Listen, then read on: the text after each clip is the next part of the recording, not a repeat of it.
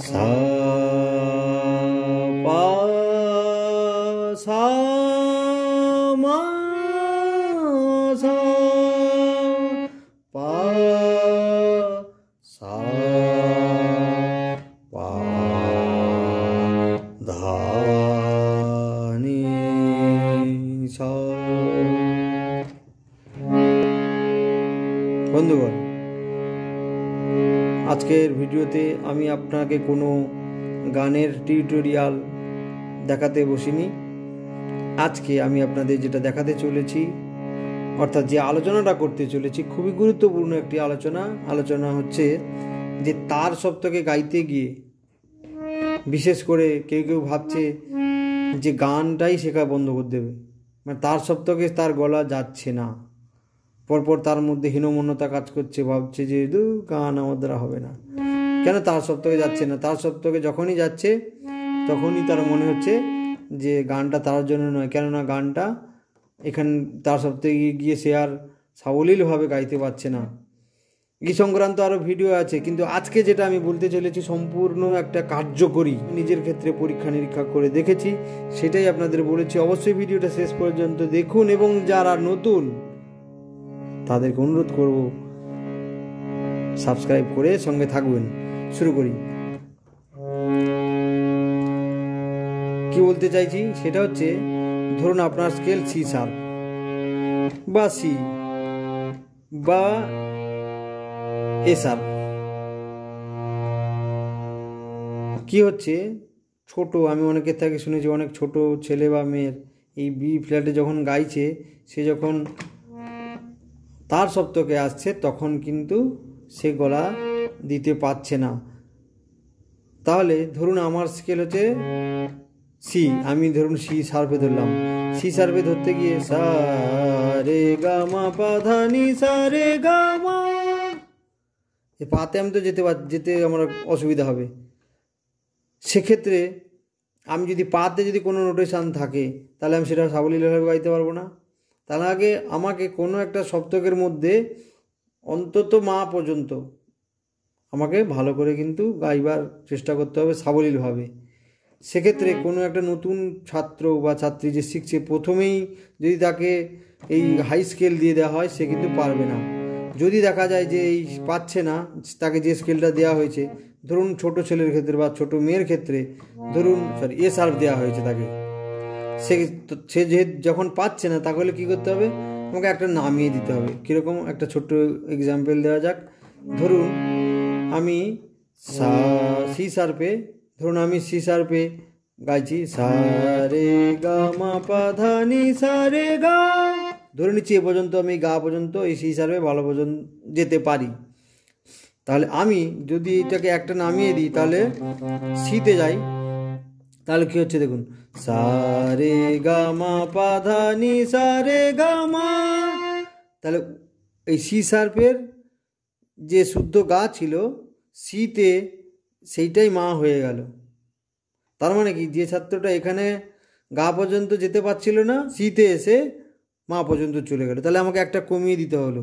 তাহলে সে কিন্তু সাবলীলভাবে গাইবে এবং গাইবার চেষ্টা করবে এবং গাইবার জন্য আগ্রহ প্রকাশ করবে। এবার তাকে যদি আমি বলি যে তুমি এই গলা চেপে চেপে গাও, চেঁচিয়ে গাও, আর বিভিন্ন যা আপনার বিভিন্ন রকমভাবে যেটা বোঝে সেটা বুঝিয়ে দেয়, তাহলে কিন্তু সে আর গান গাইবে না।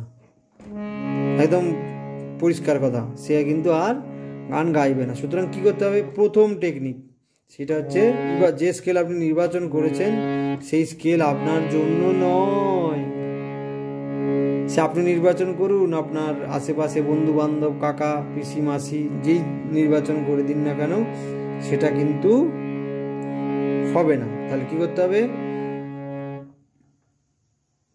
সব সময় যখন আপনি গান শুরু করবেন বা শেখা শুরু করবেন, কেউ সব সময় একটু নিম্ন দিকের স্কেল থেকে শুরু করতে হবে। ধরুন আপনি সিতে শুরু করলেন বা এ শার্পে শুরু করলেন, বা এ শার্পে যদি অসুবিধা হয়, অনেকের একদম শুরুর দিকে অসুবিধা হয়, তাহলে কিন্তু আপনি জিতে করুন, জি শার্পে করুন। এইটা কেন বলছি, যারা ছোট তাদের কি হয়, যে আমাদের যেটা বাক যন্ত্র, সেইটা সমান, সবার তো সমান হয় না, সেটা বাজাতে করতে করতে করতে করতে প্রথমে লোয়ারে করতে করতে তারপরে ধীরে ধীরে তার কিন্তু রেঞ্জ পরপর পরপর বাড়তে থাকে। প্রথমেই তাকে কিন্তু সঠিক স্কেলে তাকে দিতে হবে, না হলে কিন্তু এই গড়বড় হবে। এটা গেল প্রথম টেকনিক। দ্বিতীয় টেকনিক হচ্ছে, দেখা যাচ্ছে যে সে জিতেও ভালো করে পাচ্ছে না। এই নিম্ন সপ্তকে জি থেকে যেটা শুরু হচ্ছে সারে, এই যে এই পর্যন্ত যে স্কেলটা আছে জি শার্পের, সেইখানেও পাচ্ছে না। তাহলে কি করতে হবে? তাহলে বুঝতে হবে আপনার ছাত্র বা আপনি নিজে ফাঁকিবাজ, আপনি গানটা ভালো করে করছেন না, খালি বলছেন আমার গলা যাচ্ছে না। সেক্ষেত্রে আপনাকে কি করতে হবে? সেক্ষেত্রে নিম্ন সপ্তকে অভ্যাস করতে হবে। যেমন সা নে ধা পা মা গা, বা সা সা নি নি ধা ধা পা মা, তীব্র মা মা গা। এবার আদিও আকার মাত্রা যোগ করে আপনি করতে পারেন। এইবার আপনি দেখবেন এইদিকে ধরুন মা পর্যন্ত এসছেন, তার মানে আপনি এখানে গা পর্যন্ত গিয়ে ফেলতে পারবেন। এইদিকে যত ভালো প্র্যাকটিস করতে পারবেন, সকালবেলা একদম সুন্দর করে 5টার সময় উঠে ঠাকুরের নাম নিয়ে, মা সরস্বতীর নাম নিয়ে প্র্যাকটিস করতে থাকতে হবে। তাহলে অবশ্যই আপনি করতে পারবেন। যে সমস্যা তার সপ্তকের, যে সমস্যা তার সপ্তকে গাইতে সমস্যা, যেটা মনে হচ্ছে যেন গান ছেড়ে দিই, সেইটা কিন্তু চলে যাবে যদি আপনি এই তার সপ্তকে খুব সাবলীলভাবে গাইতে পারেন। আদারওয়াইজ কিন্তু হবে না। মন্দ্র সপ্তকে প্র্যাকটিস করতে হবে বিশেষ করে। কীরকম? আমি সি ধরছি, সি ধরে নিচ্ছি, সিটা আমার স্কেল। সা নি ধা পা, সা নি ধা পা, সা নি ধা পা, সা রে গা, সা নি ধা পা মা, সা রে গা মা। এখানেও 4টে গেলাম, এখানেও 4টে এলাম। এইভাবে বাড়াতে বাড়াতে আপনাকে কিন্তু প্র্যাকটিসটা করতে হবে। মূল কথা হচ্ছে আপনার স্কেল নির্বাচন ঠিক করতে হবে, 1। 2 নম্বর হচ্ছে মন্দ্র সপ্তকে আপনাকে অভ্যাস করতে হবে। অর্থাৎ মন্দ্র সপ্তকে আপনি যদি ভালো অভ্যাস করেন, তাহলে আপনার গলার যে সমস্যা, মন্দ্র সপ্তকে যদি আপনি অভ্যাস করেন, আপনি তার সপ্তকে অবশ্যই সুন্দরভাবে গাইতে পারবেন।